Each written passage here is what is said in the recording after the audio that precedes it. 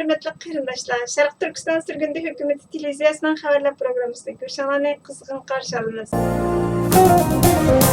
Amerika savdo tarmoqlari Xitoy armiyasining meni kontrol qilish bilan aloqador xatarli xizmatlarni qilayotganligini e'lon qildi va Xitoy fan-texnika shirkatlariga jazo yurgizganligini uqtirdi. Uqtirishda Xitoy Harbiy tibbiy fanlar akademiyasi Xitoyning 11 tadqiqot o'rnining qilgan xizmatlarining cheklik tafsilotlari o'rin oldi. Amerika sanoat va bexatarlik ishxonasining aytishicha, faqat akademiya va uningga munosabatli qurilishlarning biotexnika jarayonini ishlatib, Xitoy armiyasining oxirgi ishlatish uchun meni kontrol qilish qurollari bilan ta'minlanganligini aytdi. Inside Ring tarafidan erishilgan Xitoy ozodlik armiyasining 3 parcha dokladida Xitoyning meni urushi tadqiqotining uzun yillardan beri ilib berilayotganligi bayon qilingan. 2019 yilga oid dokladlarda tajovuzchi Xitoy amaldorlari tarafidan urushning aqllanishi deb nom berilgan narsaning bir parchasi sifatida meni kontrol qilish qurollarining kengaytirilishi muzokara qilingan. Dokladning birida bilim va texnikaning olg'a ilgarilishining usullari va dushmanlarni bostirish qobiliyatining yetilishini ilgari suradiganligi bayon qilingan.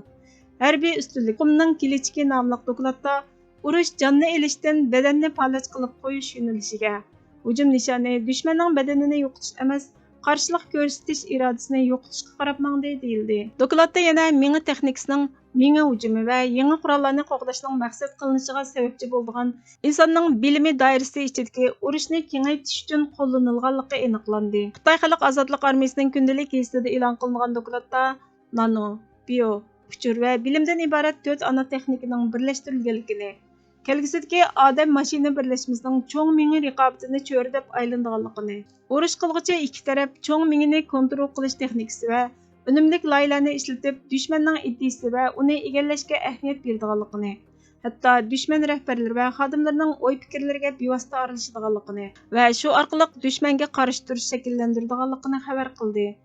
2019 yildagi yana bir dokladda meni mashina arayüzining Beijingning aqliy urush taraqqiyot planining bir qismi ekanligi oshkorlandi. Ikkinchi dokladda o'zaro ta'sir ko'rsatilgan urush texnikasini tadqiq qilayotganligi, turli tadqiqot nuqtalari mengidagi nerv harakatini o'lchash va nerv signalini kompyuter signaliga aylantirish, cho'ng ming bilan sirtqi uskunalar orasida qo'sh yo'nalishlik signal tarqatish orqali cho'ng mingni kontrol qilish texnikasini oshkorladi. Cho'ng mingni taraqqiy qildirish texnikasi cho'ng mingining elektr faoliyatini jonlantiradigan yoki kontrol qiladigan taqig'ili bo'ladigan uskunalarni o'z ichiga oladi. Yana biri cho'ng mingiga yoki boshqa kompyuter arayüziga o'rnatilgan mikro o'zaklarni ishlatib, cho'ng mingining iqtidorini o'stirdi. Amerika savdo tarmoqlari bu tadqiqot faoliyatlarining Amerikaning davlat bexatarligi va tashqi siyosatiga zid ekanligini aytdi.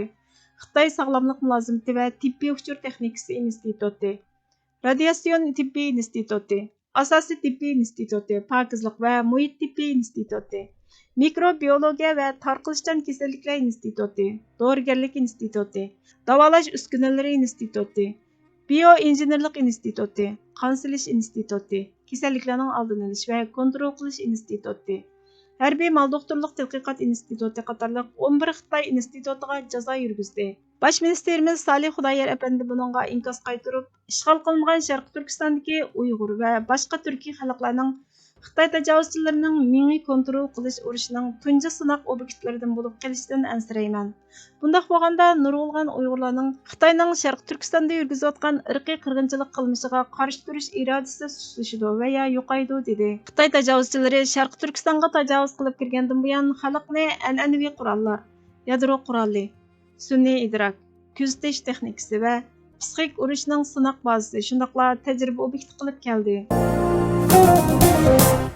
NBC Universal şirketi Xalqaro Olimpik komitetiga 2022 yildan 2032 yilgacha bo'lgan 6 qitimliq Olimpik tanharkat musobaqasini tarqatish huquqi uchun 7 milliard 700 million dollar to'lagan. Agar texmi ko'p kishilar ko'rishni rad qilib, ko'radigan odam soni ozilsa, Xitoy e'lon orqali topmoqchi bo'lgan pulni topolmaydi. Shuning bilan iqtisodiy jihatda zarba uchraydi.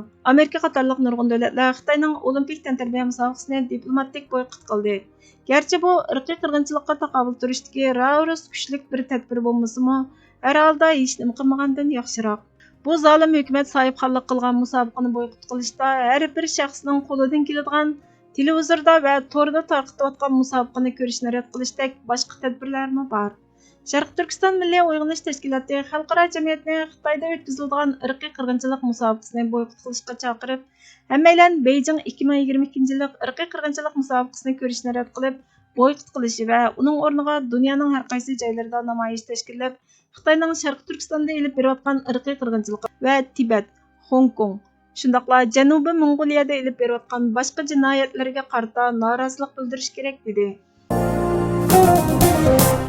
Xitoy Tashqi ishlar ministri Wang Yi payshanba kuni Xitoy bilan O'rta Osiyo davlatlari hamkorligining 30 yilligini tabriklash munosabati bilan Xitoyning zuonining biri bo'lgan Xalq kundalik gazetida e'lon qilingan bir maqolasida O'rta Osiyoda ranglik inqilob qo'zg'ashga kuch kiritayotgan tashqi kuchlarga qarshi turadiganligini bayon qilib, o'zgarishchan rayon bexatarlik vaziyatiga duch kelganda Xitoyning azaldan universal bexatarlikni haqiqiy bexatarlik deb ta'kidlab kelganligi, ikki tarafning qonun ijro qilish, bexatarlik hamkorlik mexanizmini o'zliksiz o'rnatib mukammallashtirganligi, Afg'onistonni tinch yo'l bilan qayta qurishda hamkorlashganligi, Xitoy bilan O'rta Osiyo davlatlarining do'stlik tarixining 2000 yil ilgari G'arbi-Xan sulolasi davrida Jang Channing G'arbga, O'rta Osiyo davlatlariga qilgan ziyoratidan boshlanganligi, Xitoy xalqi bilan O'rta Osiyo xalqining uzoq tarixdan buyon bir-biriga zich bog'lanib, qo'yiq munosabatda yashaganligini ta'kidlab, xuddi Sharq Turkistonda mushundoq o'zlari atavagan qo'yiq do'stlikni maktablarda va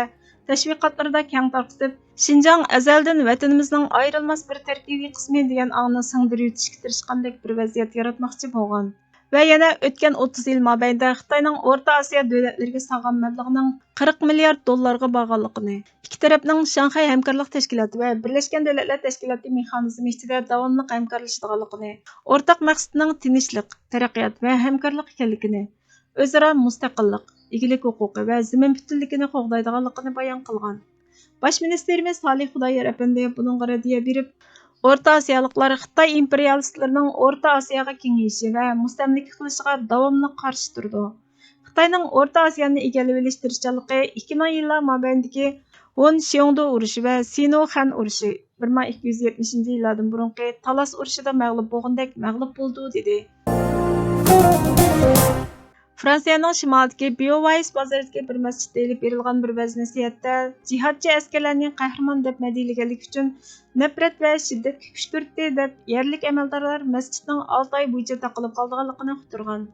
Xabarlarga qaraganda masjidning imomi yaqindala islomni qabul qilgan bo'lib, yahudiylar, xristianlar va o'xshash jinsliklarga qarshi va'z tabliq qilgan. Advokatning aytishicha, imom vazifasidan elib tashlangan.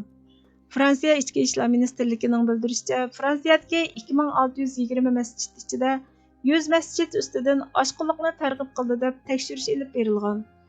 Fransiya oshqo'lliq bilan aloqador deb qaralgan masjidlarni kontrol qilmoqda. Li Jingjing ismli bir yolg'onchi Xitoy muxbir Fransiya oshqo'lliq bilan kurash qilib, oshqo'lliq bilan aloqador deb qaralgan diniy ibodat so'rinlarini tekshirmoqda. Jungo oshqo'lliq bilan kurash qilsa, kultural irqiy qirg'inchilik bilan ayblandi degan. Bosh ministerimiz Salih Xudoyor apandi buningga raddiya berib, Xitoyga o'xshamaydigani Fransiya oshqo'lliqqa qarshi turish bahonasi bilan irqiy qirg'inchilik va sistemalik irqchilik yurgizmaydi. Millionlagan kishilarni jazo lagerlariga solamaydi. Majburiy tug'mas qilib etmaydi. Majburiy emgakka solmaydi. A'zolarini sug'urib olib o'ltirmaydi dedi. Ulug' bo'lish uchun hech kimga iltifot qilma. Hech kimni aldatma. Vatan uchun nimani qilish talab va ya maqsad qilinsa yoki nimani nishon qilish zarur bo'lsa, shu nishonni bo'ylab olg'a ilgirla. Har kim senga qarshi chiqishi mumkin. Yo'lingdan qaytarishga urinishi, oldinga tugamas putlukashanglar chiqishi mumkin. Sen buningga qarshi tiran. O'zingni cho'ng bilma, balki qurolsiz his qilib, hech kimdan yordam kelmaydiganligiga ishonib, bu to'salg'ularni yang. Buningdan keyin seni ulug' deganlarga qarab kul deydi Mustafa Kemal Atatürk. Hurmatli ko'ruvchilar, xabarlarimizni ko'rgan uchun ko'p rahmat. Kelar qitimli programmamiz ko'rishguncha Allohga omonat bo'lgaysizlar.